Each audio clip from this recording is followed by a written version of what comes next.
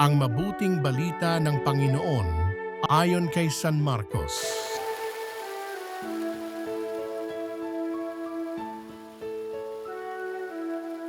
Noong panahong iyon, may ilang Saduceo na lumapit kay Jesus.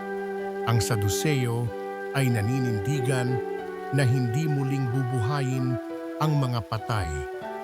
Guro, anila, naglagda po si Moises ng ganitong batas para sa amin. Kung mamatay ang isang lalaki at maiwang walang anak ang kanyang asawa, ang kapatid na lalaki dapat pakasal sa balo upang magkaanak sila para sa namatay. May 7 magkakapatid na lalaki, nag-asawa ang panganay at namatay na walang anak.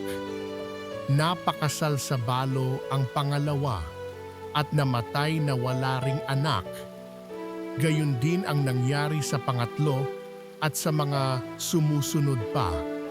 Isa-isang napangasawa ng babae ang 7 magkakapatid at sila'y namatay na walang anak. Sa kahuli-hulihay, namatay rin ang babae. Ngayon, sino po sa 7 ang kikilalanin niyang asawa sa muling pagkabuhay, yamang napangasawa niya silang lahat? Sumagot si Jesus, "Maling-mali kayo. Alam ninyo kung bakit?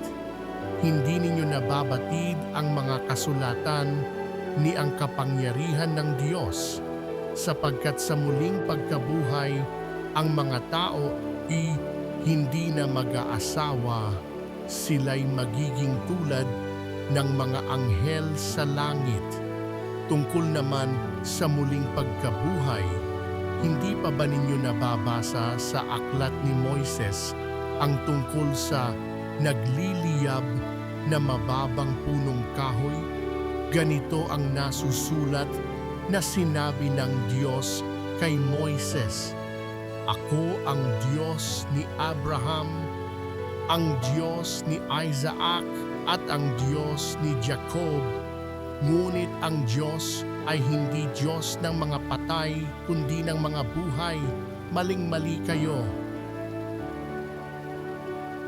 Ang mabuting balita ng Panginoon